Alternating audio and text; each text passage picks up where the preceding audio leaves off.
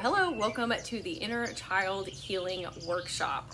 My name is Brittany Porter. I am an energy healer and an ascension coach, and I help spiritual beings who are neurodivergent release their self-limiting beliefs, step into their confidence, find their voice to manifest the life of their desires.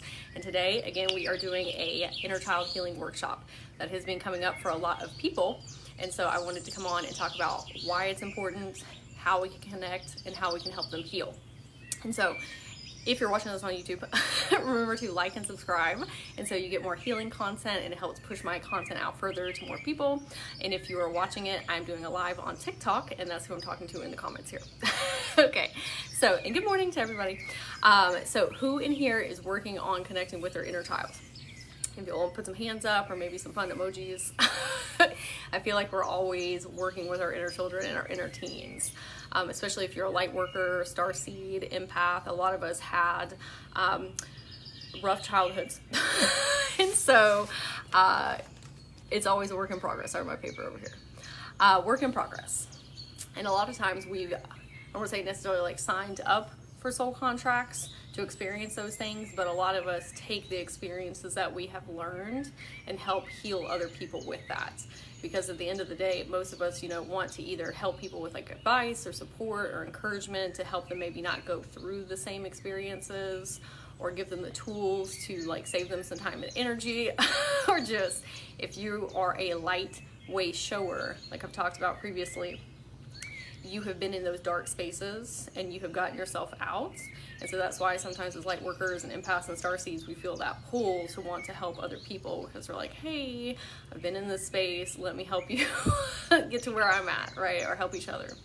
Okay, so what is inner child healing? Inner child healing is you coming in as the higher self to help them heal. And this is the inner child and the teens. So we have this higher self up here that we are always seeking guidance and love and support with, right? And it's always like giving us advice and trying to point us in the right direction. That's what we're doing with our inner children and our inner teens. We are the higher self to them. Sometimes we have to go not a long time, but sometimes we have to go deeper into our journey to create space in between them so that we pick up the tools along the way to come back and help them. Has anybody in here ever, when you were a child, thought in your mind, somebody is going to come back and help me? Somebody is going to come and support and encourage me. That's you in the here and now. You are picking up on your higher self in the future, and that's what you're doing, is going back right now. And so when we help them heal, it helps us shift into our new highest version, because those versions of us are still sometimes holding on to this like very heavy, dense trauma energy. And when we hold on to those things, it keeps us feeling dense and heavy, right? Or it pushes behavioral patterns and triggers into our here and now. And so that's what we're going to talk more in depth about, of how those things in the past sometimes still have a hold on us now and keep us from making the forward movement that we want in life. Good morning. Good morning. Okay, so I'm going to say some of the things that can come up if you have a wounded inner child that might be coming up in your present day right now. I feel like sometimes we don't always see how those things are correlated, because a lot of times in our adulthood, we've worked through these things with shadow work, just deep healing, but then we still get tripped up and we're like, I thought I worked through this. You can work through it with your conscious adult mind and do like a massive amount of healing, but then you have to go deeper in and help the inner children and the inner teens, because they're the ones that live through those first experiences. Like for abandonment, you might still have those things come up where you are afraid people are going to leave you, or you don't want to get close to people, or you want to start a project. Like abandonment can be within self as well. Like if you want to start a project and you haven't done it, you might have a like fear back here of like, you're going to abandon yourself. Like you're not going to follow through with it and then fall on your face, right? That's a form of abandonment. And I didn't know that until like further into my journey, that you can have a fear of you abandoning yourself. And so those things typically come from childhood. So you can do it all day healing with your conscious mind up here, which is great. That's where we need to start. But then we have to get to the root of where it came from in the first place. And when I teach people about inner child healing and teen healing, they're their own consciousness forms. You've got to think, like, are you the same person that you were 5 years ago? No. You didn't have the same toolkit. You didn't have the same levels of understanding, the same levels of consciousness, right? So the decisions you make now are different than you would 5 years ago. So then we have to backtrack it, you know, like 10, 15, 20, 30 years ago. That child within you is still at that consciousness form. So those behavioral patterns and those triggers that you're still experiencing are not coming from your adult mind. They're coming from your subconscious with your inner children in the way back. And so that's why we have to go in and help them heal, because they're the root of everything that's going on. Now, some things don't happen in childhood, like some things happen later into adulthood. So this is not a blanket statement over everything, just so everybody knows. Okay, so people pleasing. People pleasing is a big one. That's something that I had a long journey with. And it is not receiving the unconditional love that you need from like your parents or your guardians or whomever raised you. And so you're constantly like striving to do more, like always wanting to do more to like prove yourself and prove your worth. And it's also like trying to keep everybody in a steady mood. This is especially for empaths. It's like we try and make everybody happy, make everybody calm and relaxed, because if we do that, it means we're safe. And so a lot of times parents that are kind of like either psychologically or emotionally abusive, manipulative, things like that, they will put pressure on their child to make them feel better. Like, you should be making me feel good, right? When the parent needs to be doing that themselves. But then we start getting in those behavioral patterns and those triggers of like, if everybody around me happy, then that means I'm doing my job. Right? That's the root of people pleasing. This is so me. Okay, I'm glad it's resonating.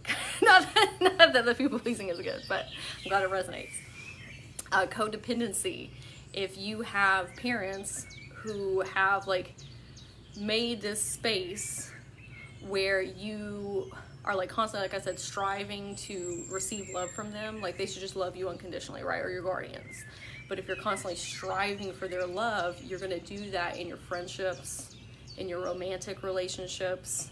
Even if it's not at the level of what was with your parents or guardians, it's still going to come through as, I need you to fulfill this for me. And then we feel very unfulfilled because nobody can make you happy. You're the only person that can do that. And then we start reaching outside of us for love. Or that can look like very destructive behaviors. Like codependency isn't always with people. It can be with like social media, where like you're trying to fill that void space, or it can be with like alcohol or drugs. Like there's many ways that we can hold codependency with things to try and fill that void space. But if you didn't have anybody, and this is not saying this is anybody's fault, this is just what happens in life. If you don't have anybody showing you how to have productive, supportive love, you're going to reach for those things. And I've done that too. I have done that for a large portion of my life, of like always reaching outside of me because nobody showed me how to give myself unconditional love.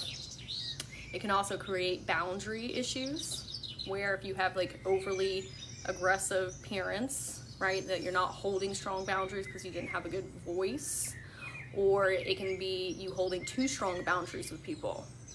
Like you're always holding people at an arm's length and never letting people in because you had to build these big walls and these big guards to keep yourself safe.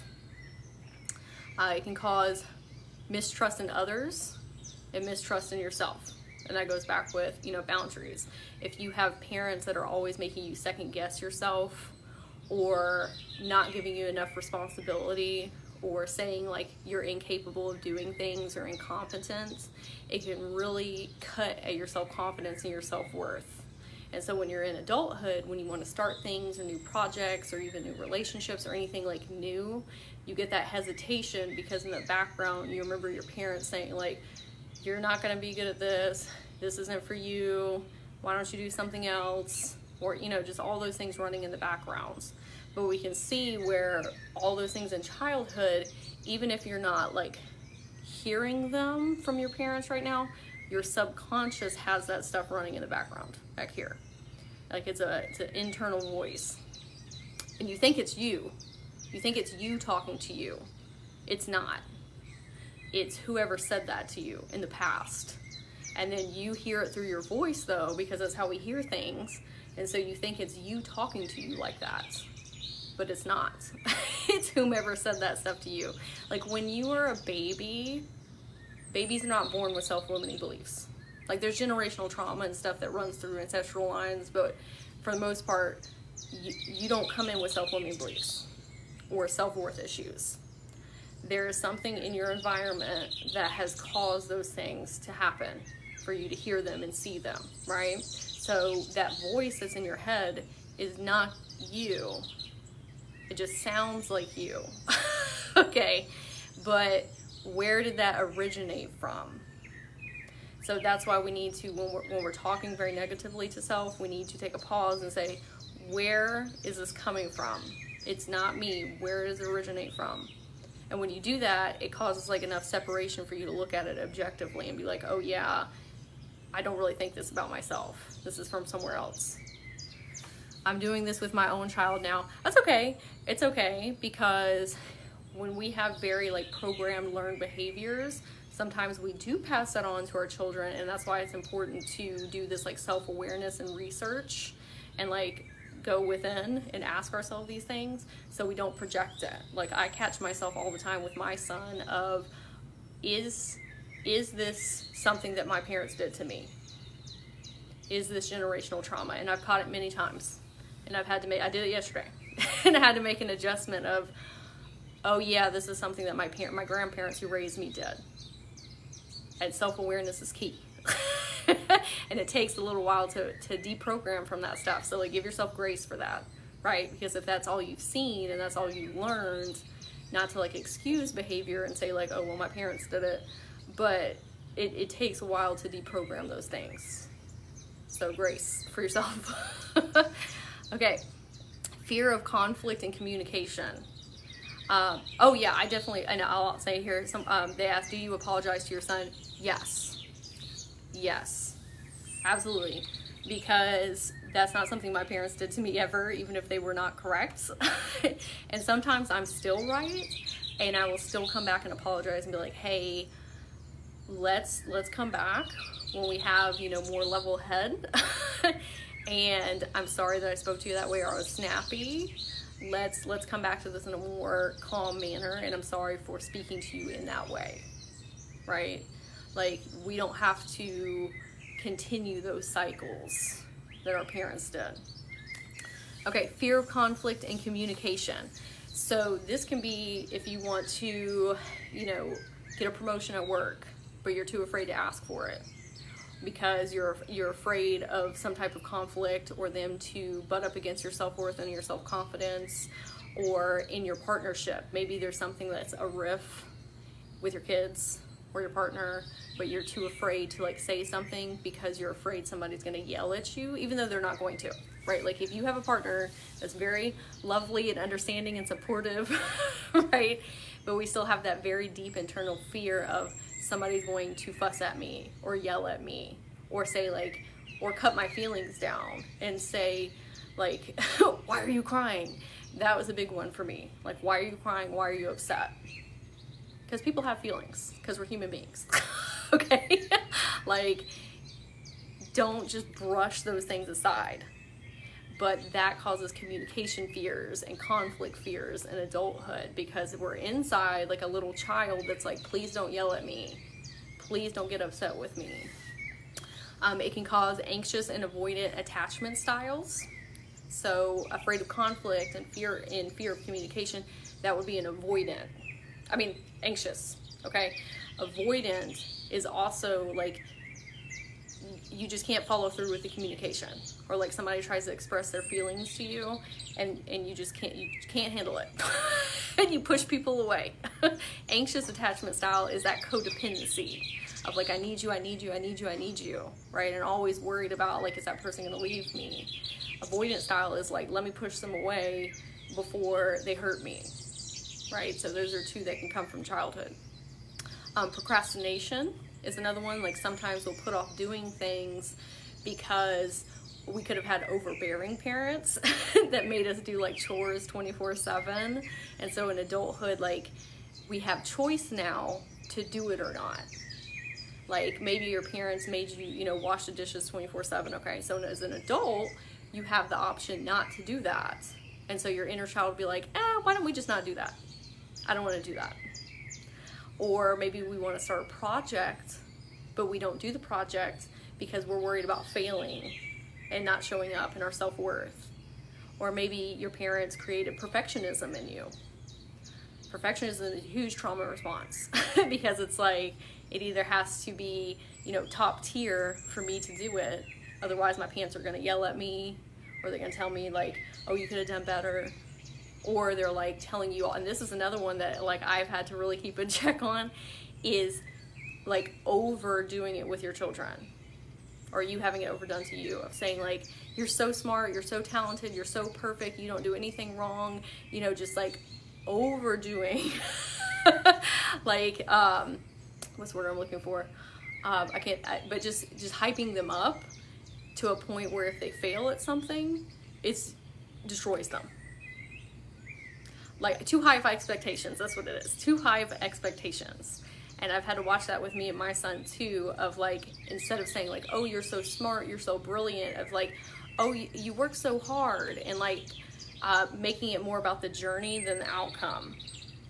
So that way, if we get like a C on a project, it doesn't destroy us, right? Because I want him to understand that his worth is not tied up in academic achievements or tied up with anything. Like, you're just worthy for being worthy, right? Because you're alive.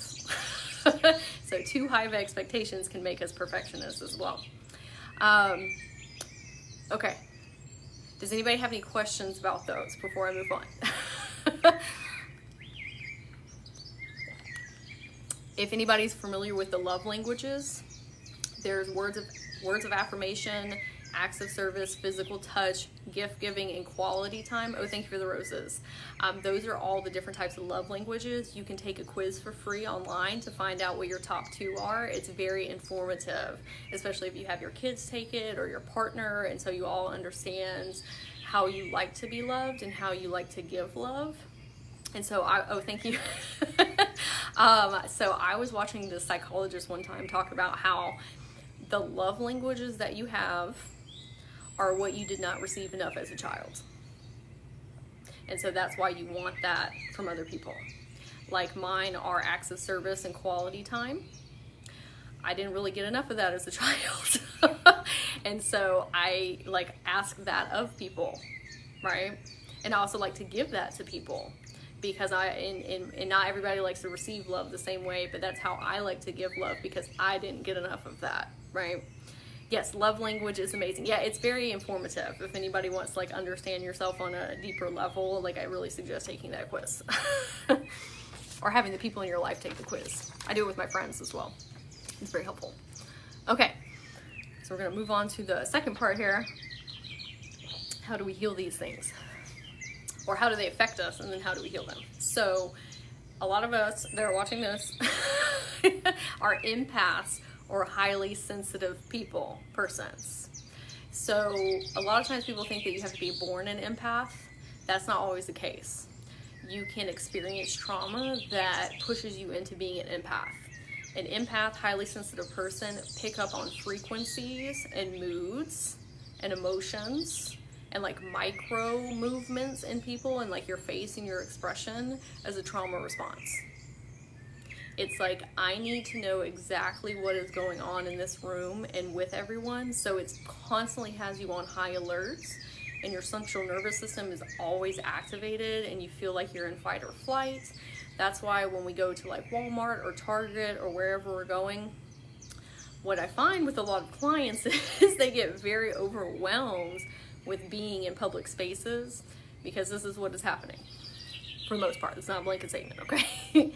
What is happening is you are frequency reading everything in the room, everyone, and you're automatically trying to pick up on who is dangerous in here, who is in a bad mood, who might be a threat. And so you are overloading your system as a trauma response and kicking on your fight or flight. Whereas like a secure attachment person that maybe didn't experience those things, their default is to look at who is really happy in this room, who is really thriving. Let me find the positive people in here, right? Do you see how that's like very two different experiences? The reason that you're doing it for the frequency reading for the negative things is because you don't feel safe. But it's not you that doesn't feel safe, it's your inner child back here. It's like, let me find all the people in here that could potentially yell at me, or could potentially cause conflict, or make me feel scared. And so, you know how we place attention on things and we get more of it? If you're looking for negativity and you're looking for like scary things, that's what you're going to get more of, because you're paying attention to it. So we get trapped in like these vicious cycles. But it's nobody's fault. It's your inner child trying to keep you safe. Does that make sense? Like our inner children and inner teen are trying to keep us safe. Like even though these aren't healthy coping mechanisms, it's them saying like, hey, I know how to handle this, so let me find all the scary things. Okay, but then it becomes very overwhelming. I can feel other people's emotions. It can be draining. Yeah. That's why it's important to learn how to manage your energy and how to have good boundaries with other people's energy as well, and not take on their stuff or transmute their stuff. It's very overwhelming. Programming in lenses. So when we're up until the age of 7, you're getting programmed. I don't even like that word really, but you're getting programmed. Like your parents, your guardians, your teachers, like you're just basically a sponge that's like absorbing everything. And a lot of psychologists say that by the age of 7, your personality is pretty set. And so all of like these behavioral patterns and triggers that you're experiencing in adulthood, you're not looking through an adult lens, you're looking through that wounded child lens. And so we think that all of those things are like us an adult, but it's not. That's why it's so important to go back and heal them, because what happens is, I call it taking over the wheel of consciousness. Let's say that you are doing very well on your spiritual healing journey, okay? But then you go to a family reunion and all of a sudden you're super triggered and angry and upset and your central nervous system's kicking on, and then you get into like confrontation or conflict, or you just shut down and like curl into yourself, right? And then you go home and you're like, what the heck was that? Why did I do that? Like, I've been doing so good. Why did I snap back? That's because your inner child took over your wheel of consciousness. It's still you, conscious and present, but you pop those lenses on of, oh, I've seen this before. And your inner child says, I know what to do. Let's hide. Or let's bark back, right? But that's not coming from a healed space. And the reason this happens is because our memories from childhood are attached to emotions. So when you feel the emotions that you did in childhood, it pushes you back to the memories. And then you start coming from that space, from when you were a child or inner teen. So there has to be some type of disruption in that pattern, because you've built neural networking in your brain that says, when I feel this emotion, I remember this memory, and then I act the same exact way. And so we have to break it. And it's kind of like PTSD. It's a form of PTSD, where we snap back to a memory or experience because emotions are coming up. How we do this is when you are having that fight or flight come on. If you can, for a split second, take a breath, like go outside, go to the bathroom, go sit in your car, whatever you need to do, and you take a breath, and we breathe out, and we go inside, and we ask ourselves, is this coming from adulthood, or is this my inner child? Is my inner child upset right now? Is this something I experienced in the past? If you can, just in a split second, ask yourself that, most of the time it's going to be from childhood. And once you recognize it's from childhood, you can look at it objectively. And now you're not immersed in the situation. And you'd be like, oh yeah, We're not in that experience. I'm going to talk more about how to do this in depth, but I'm not viscerally living this experience right now. And then we can let go of the emotions a little bit, like the anger and the frustration and the lashing out or the curling in. We can be like, oh, we don't have to handle like that like we have in the past. But you have to create that break, because what's happening is you're spiraling. You're spiraling to the past, and then you're letting your emotions take over and dictate your responses. And that's what keeps you in behavioral patterns and keeps you stuck. Okay, so how to connect. So we're going to talk about them more in depth in just a second. But how to connect with your inner child. And the guilt. Yeah, then there's guilt and shame of like, why did I act like that? Why did I revert back? You know what I mean? We'll talk about that first before we talk about how to connect. So this was one of the biggest pivotal moments in my life. I used to talk so badly to my younger self. Not my inner children specifically, but like me in my 20s or me in my teens, of like, why did you make this decision? Why did you do this?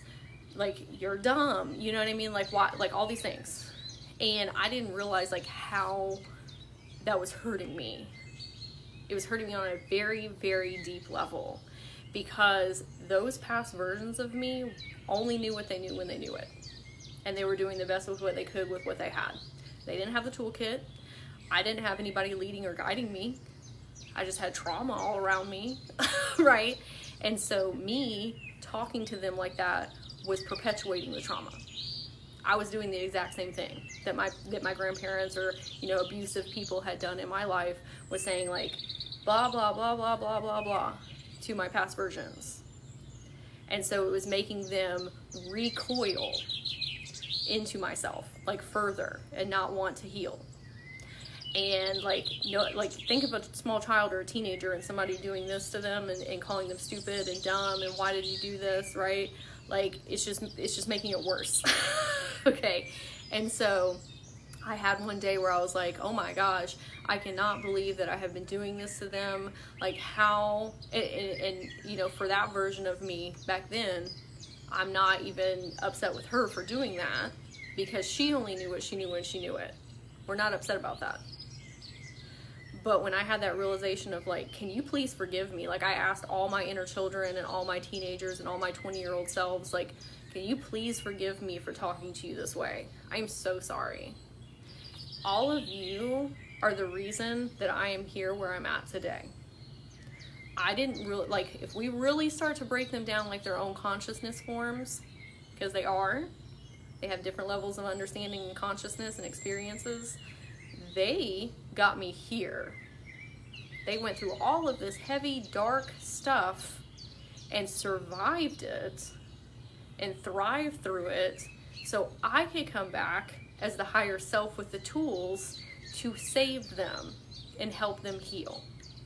So they made all, and sometimes we don't know why we make choices. Like now I look back and I'm like, oh, I see why all of this stuff happened, so I can help other people with it. Like that's on my soul contract. I wanted to viscerally live certain experiences to help other people, right? Because that's what I do for work.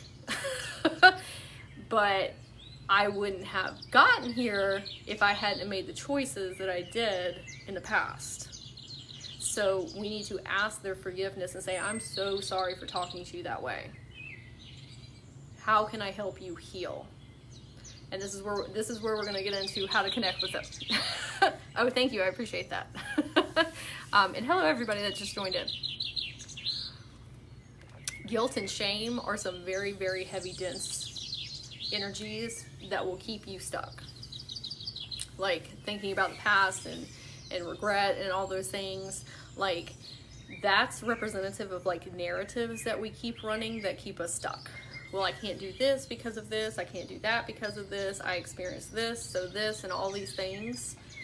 The past is no longer happening. This is when our behavioral patterns get stuck, because we think about all these memories and the emotion that's attached to them keeps those narratives running.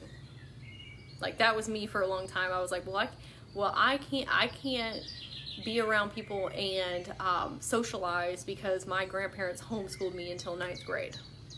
Like, that's a narrative that I ran. And it was true. It was real. Those narratives are real. Okay? But the more you lean into those and affirm them, the stronger they get. Or like me, when I was experiencing a lot of anxiety and depression, like, that was real. Like, I had very intense anxiety and depression. Panic attacks all the time. It was rough. But I would constantly say, I can't do this because I have anxiety. I can't do that because I'm depressed. All these things. And it just made it stronger and stronger and stronger. But that's because those memories, I was living in them still being real. Instead of like objectively looking at them. Right? Of like, yeah, that happened, but it's not happening now. That's where we have to detach those emotions. Because emotions are fuel for whatever you want. good or negative. Okay, how to connect. So when I forgave, or when I asked my inner children and my teens for forgiveness, this is when my spiritual awakening journey went in a very different direction. Very, very different direction. Because I had like put off all the time to healing them of like, I don't want to think about the past. I don't want to think about the past. That's over. It's done with. But that's bypassing. That's different. How did you handle your anxiety and depression? That's what we're going to talk about too. And this is not a blanket statement. I'm not a doctor, but this is one of the ways that I help them. A lot of those things like anxiety and depression, some of it's like neural things, right? So I don't want to make it sound like this is a cure-all. Okay, but this is just something that helps. A lot of anxiety and depression is coming from like the wounds from childhood that haven't been healed yet. We get so frustrated and feel so lost because our conscious adult mind doesn't understand why we're still experiencing these things, because we've worked through it with shadow work and all these things, but we don't see that they're coming from childhood. If you heal your inner child, you heal the behavioral patterns and the triggers. But we're trying to heal our adult conscious mind, which you have to do first and then work your way back. That makes sense. I have a lot of childhood trauma. Yeah. If you have things that are going on in your life right now that are causing you like stress, anxiety, ask yourself, where did those originally come from? 9 times out of 10, it's from childhood. Okay, how to connect. So I would go in meditation and I would say, hey, is there any version of me that wants healing? Okay. And then you might have an inner child and inner teen pop up. You want to ask them how old they are. And then you want to ask them what name they want to go by.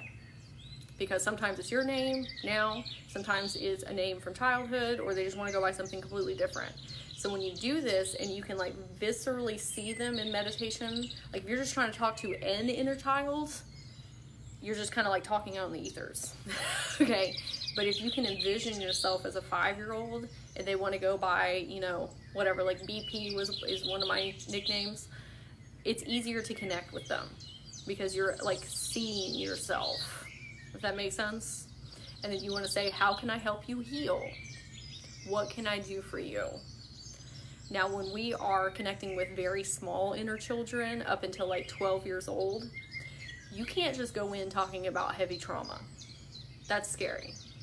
Like, no kid wants to get in there and then the first time you meet them, you're just like, okay, let's uproot all this stuff. Like, we need to say, do you need a hug? Can we go hang out somewhere together, either in the ethers, or like maybe you go to a swing set, or you go to a park. Like, you want to build a line of communication and trust. If you're trying to heal a 20-year-old version of you, 30-year-old version of you, you can go in differently and start talking about stuff because they're higher consciousness.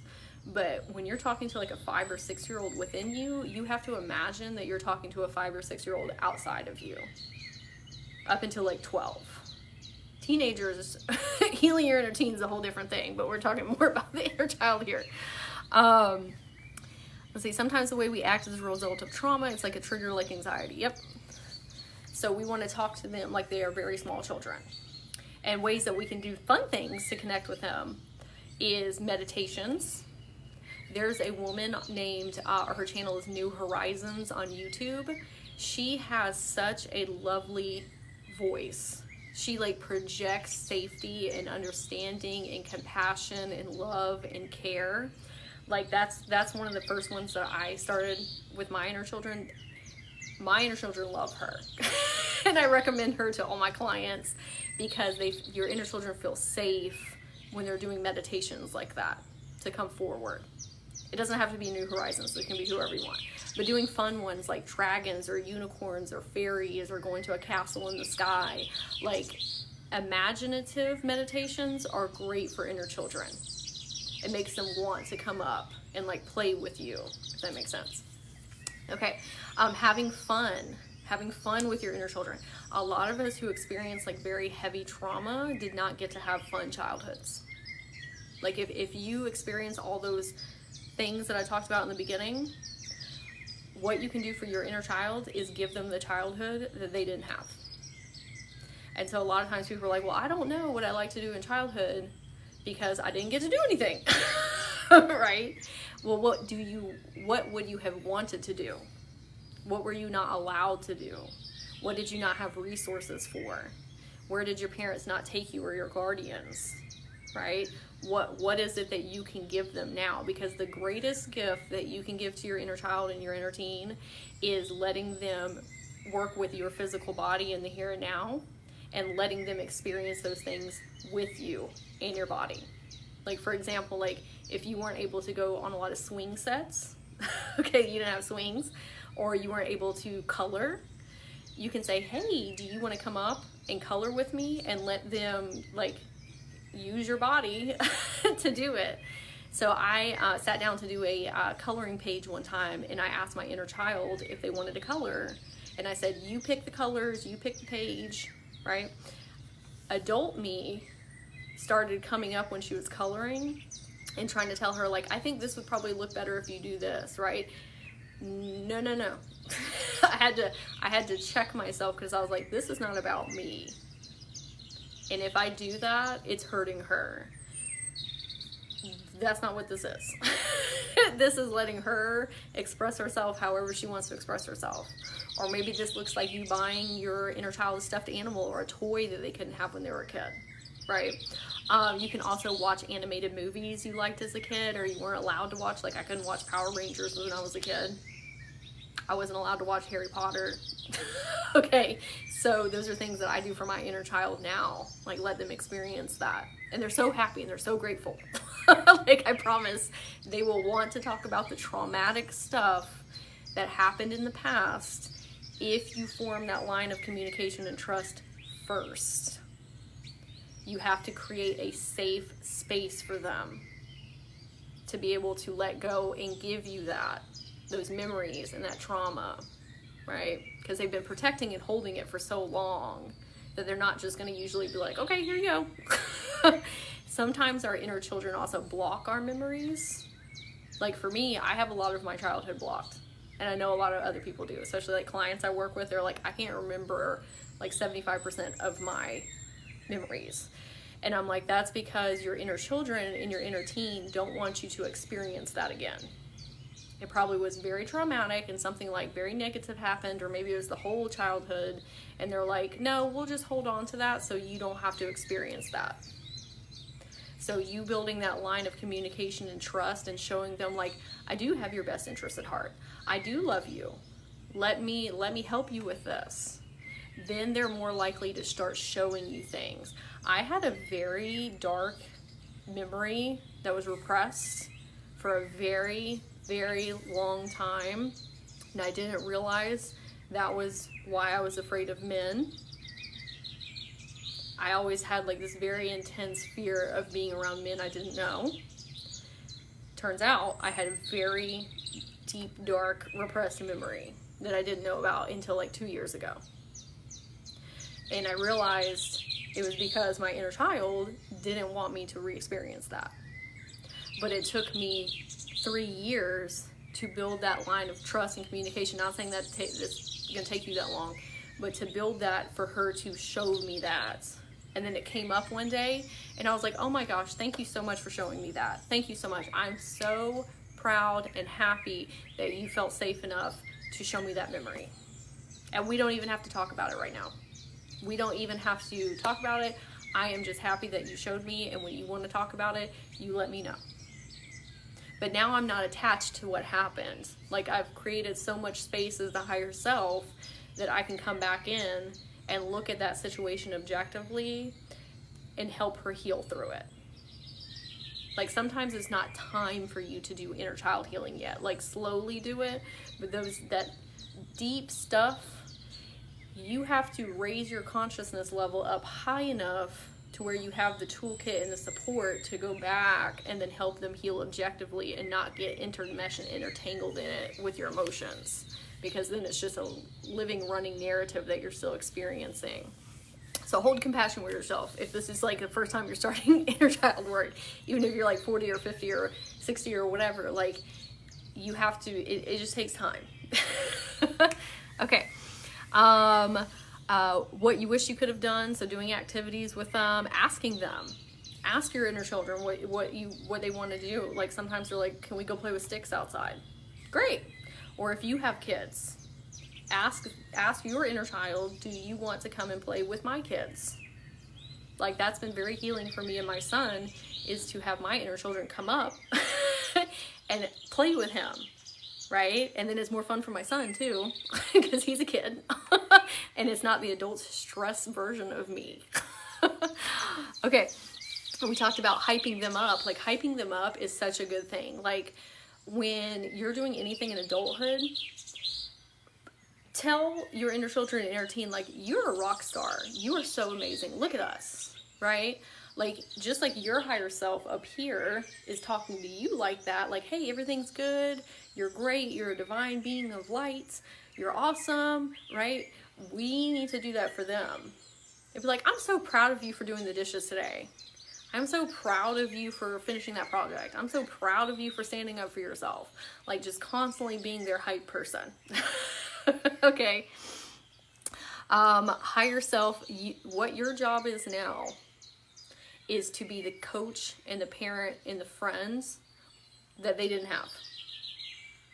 Like, now it is your turn to go back and help them heal through these things, because now you have the toolkit and the resources, right? Like, maybe we're still going through life experiences right now and it feels chaotic and we're going through behavioral patterns and triggers and everything, but we know more now than we did when we were a kid. And so if we can go back and help them, what happens is you move into the new higher self version of you. This is when people talk about, what is timeline shifting? Yes, the hype part helped me the most. Yes, this is timeline shifting, okay? If you want to become a master timeline shifter, this is one way that I did it. Now, one way you can do it. There's many different ways. But if you want to step into your next higher self, like the next version of you, right? With the living the life that you want and you desire. That heavy, dense trauma energy that you're holding on to in your root chakra and sacral chakra and solar plexus chakra from childhood is blocking you from these upper chakras. Okay? Nobody's fault. This happened. But heavy, dense energy, right, causes us not to be able to see things clearly or see ourselves. So you want to be up here, but you're experiencing all this stuff here. If you go back and you help your inner children and your inner teen heal, it loosens up that trauma. It loosens up those memories and those emotions. Then you become the new higher self up here. Like, that's how you timeline shift. The more you let go over here, the higher you ascend over here. That is how I have made huge, monumental shifts in my life when I wasn't making any forward movement. And I don't want to say any forward movement, but I was stuck in life. Like, I was so stuck in my life. There was a time when I was just like crying on the bathroom floor, and I was like, I will do anything that it takes to change my life. Even though it looked really great from the outside, I was not doing okay in the inside. And I went through a huge tower moment that sucked. Like, to be really honest with you. And like, now I look back and I know why it happened, but I was still stuck.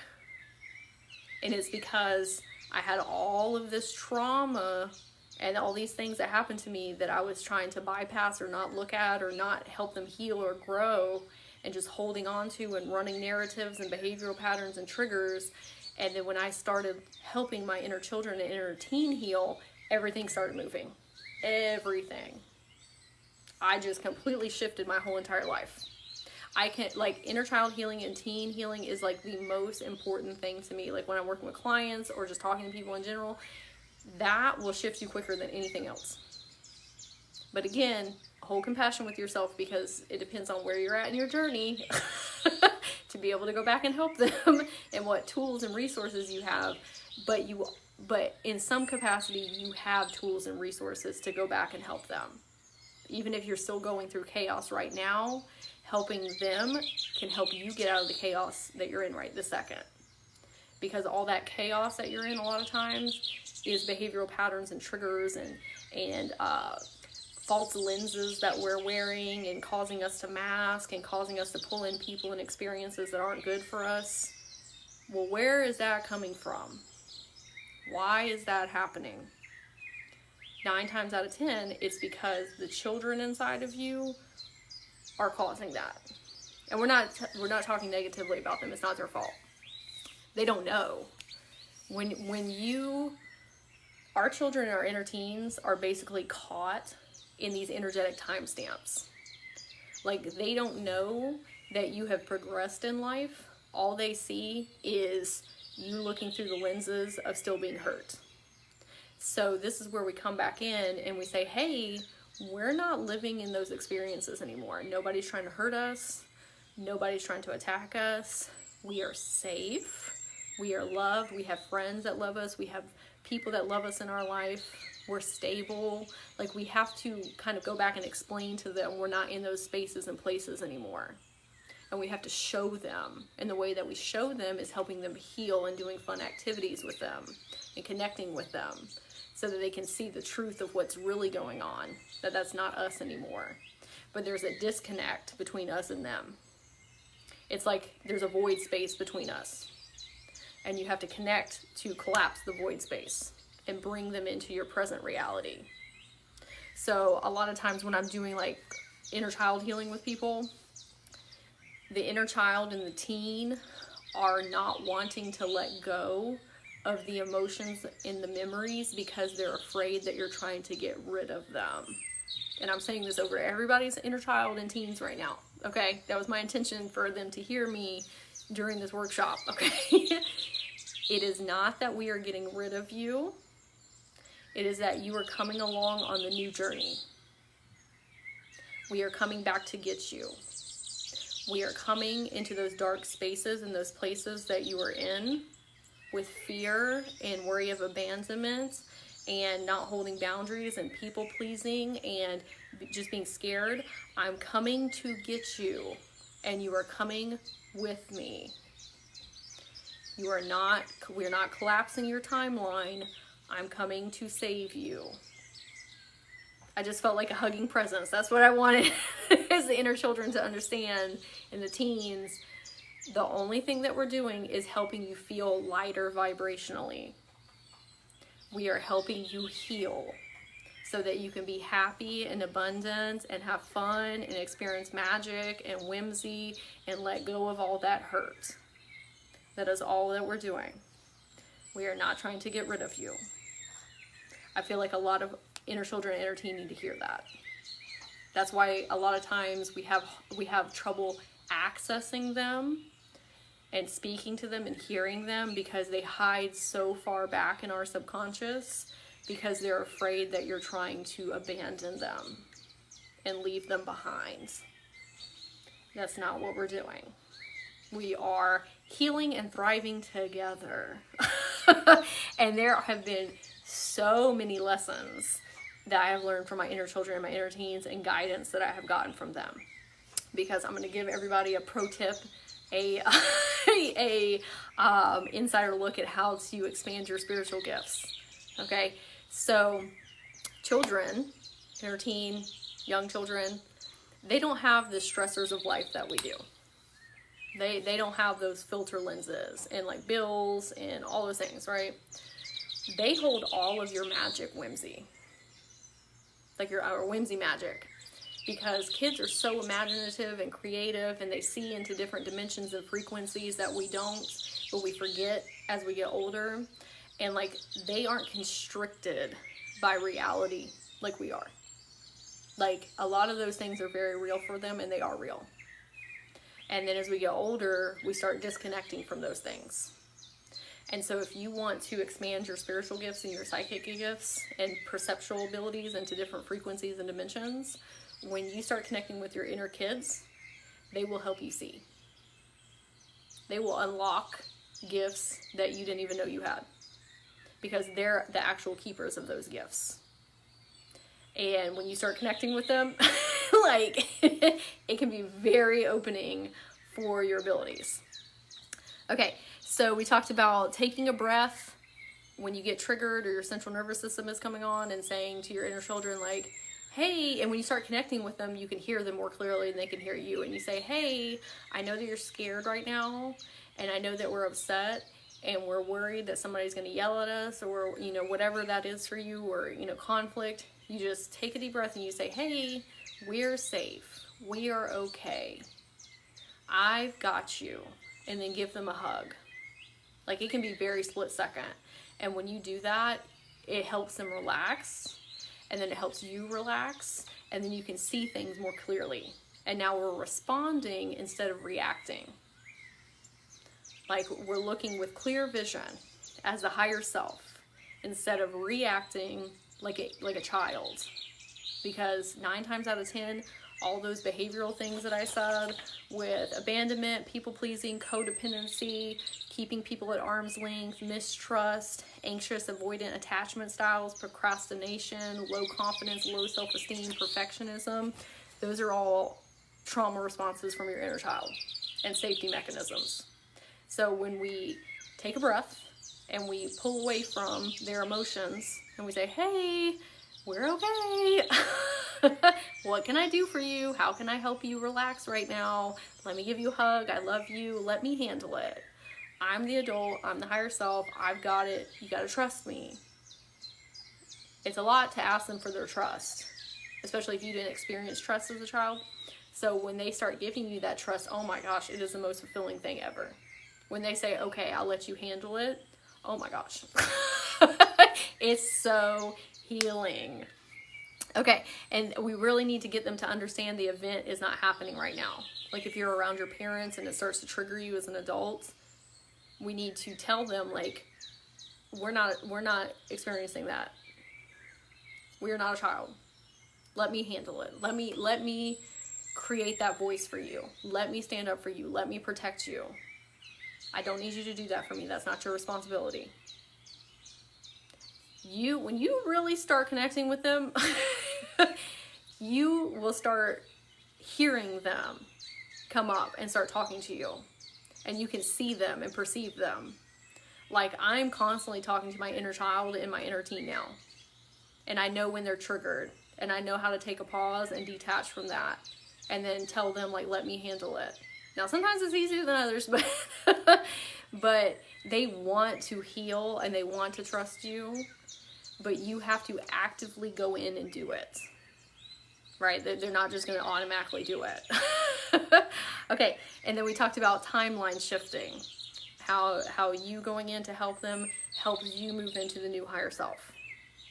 Like, that is how I have gotten very, very good at timeline shifting. Is helping them with their heavy, dense trauma energy. Because now I'm making different decisions. I'm not making fear-based decisions. I'm not reverting back to past trauma to see my future. Now I'm coming from more healed spaces so I can make different future decisions. Okay, I'm going to read through some of these comments here. I had such an overprotective mom. She was afraid something would happen to me. Yeah, that could definitely cause you to second guess yourself, because it can make us afraid of the world. It can make us afraid of people. I had very overprotective grandparents as well. And so it made me very fearful of the outside world and made me very mistrustful of people. But do you see how, like, consciously I was like, that doesn't make sense, because I know people that are very lovely and I love them very deeply and they're very, good relationships. It was my inner child that was keeping me in that behavioral pattern, in that loop. Okay. Let's see. My inner child picked out a selenite ring yesterday, and it was so much fun letting her shop. Oh, I love that. Oh yeah, you went to the metaphysical store. That's great. Yeah, I have a Care Bear that I went to the store and I saw it and I was like, oh my gosh, I want that so much, because I just grew up where we didn't have a lot of money and we didn't have a lot of things, right? And so I saw it and I was like, oh my gosh, I want that so much. It was my inner child that was saying that. And my adult mind was like, no, we don't need to spend money on that. We can spend money on something else like bills or whatever. And she was like, please, can you get that for me? And I got it and she was just so happy. And now it's one of my most favorite things. Like, it's an anchor point for us. Like, I have it in my bedroom and I look at it and it reminds me of her constantly. And like, if I want to spend time with her, I'll go get the Care Bear and we'll watch a movie together or whatever it is. And it's like an anchor point. Like, if your child wants something like that, like, sometimes it's really good to give them that, because it forms that line of trust and communication, and you're giving them something that they needed during childhood. My inner child has been asking for a weighted stuffed animal. Get it? Oh, hey, Oriana. Hey. Okay. So if anybody wants to dive deeper with this, and you want somebody to guide you and show you how to connect with your inner child in the ethers, this is something that you can do yourself, but I've done this for clients before, where I actually take you into your heart space, into your heart chakra, and get you to connect with your inner child, and you actually feel and see them as their own consciousness form. That's something you can do. Sometimes it's easier with a guide. And I've had people say like, oh, now I get it. Now I understand. Like, they're their own actual like person within me. And I'm like, yes. When you actually feel and hear them, like auditorily hear them talk back to you, you're like, oh. That was like an eye-opening moment for me, when like I really connected with them on that level instead of just like talking out here, right? Very different experience. But if anybody wants guidance with that, I do have one-on-one sessions that I offer. There's a link on my profile, or it's in the description here, for my people on YouTube. I also have a one-on-one mentorship program. This is a little bit different. This is for longer term support and guidance. So this is us looking at all the different areas of your life, how everything coincides with one another. It's like a big map. Right? So if you're experiencing a lot of blocks in your life, or you want to make big shifts, we take a look at everything that's going on and then we work together for a longer term to make bigger shifts in your life, because some of this stuff can't be done in one session. If that makes sense. Like, if we've experienced a lot of trauma in our childhood or adulthood, maybe you had abusive relationships because of stuff that happened during childhood, it takes a little while to deprogram and heal those things. Okay, I'm on YouTube as well. I'll subscribe. Oh, yay, and I'll subscribe back to you. The individual sessions are amazing. I'm looking forward to my next one. Oh, thank you, Nadia. I appreciate that. Thank you. I do love working with people's inner kids. And let me start my birds over again. It's always a funny sentence. Let me start my birds over. I love working with people with ADHD, if you're neurodivergent, or autism, or you have OCD, PTSD, or you experience anxiety, depression. Those are all things that I have experienced in my life, and I love helping people heal and move forward with those things. But I always have people that come to me for things, even in my like mentorship program, that are like, I have all these goals that I want to work on, and I'm like, great, we love goals. It is a goal-oriented program. Like, I will help you get your goals met, okay? But it's always funny, because I'm like, we're going to start out with childhood healing first. Always, always, always, always. The goals come later, because you're not seeing through a clear lens if you have unhealed childhood trauma. Meeting your goals, you can do that. I want to say that even if you have trauma, because I've done it. But you look at things differently when you take the behavioral patterns and triggers and the self-doubt and the self-worth out of the picture. And I'm not saying you'll always be healed through that, because everybody keeps going through, you know, growth and healing. But goals become easier when you take away the things that are causing you blockages, if that makes sense. And those things typically come from childhood, especially because most people I work with want to be energy healers, and they want to do something full-time on their own, but they have a lot of self-doubt and confidence, things going on in the background. So that's what we work on. You really opened my eyes. Oh, good, good. Good, I'm glad I could help. I hope everybody's inner child also felt safe and loved and seen and heard and validated through this workshop, because that was the intention as well. For them to feel like somebody perceives them and understands and hears them.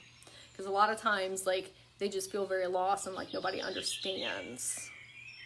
And so hearing somebody else, it's like, no, I get it. Like, that can be very healing in and of itself, right? Okay, all right, everybody. Well, this will be up on my YouTube channel if you want to watch later. If you have any questions or you need extra support or guidance, you can always reach out to me on soulharmonymagic. That is my Instagram. So seen and validated today. Yay! And like I said, if you want to work one-on-one, you can check out my website, soulharmonymagic.com. And I hope everybody has a very blessed and magical day.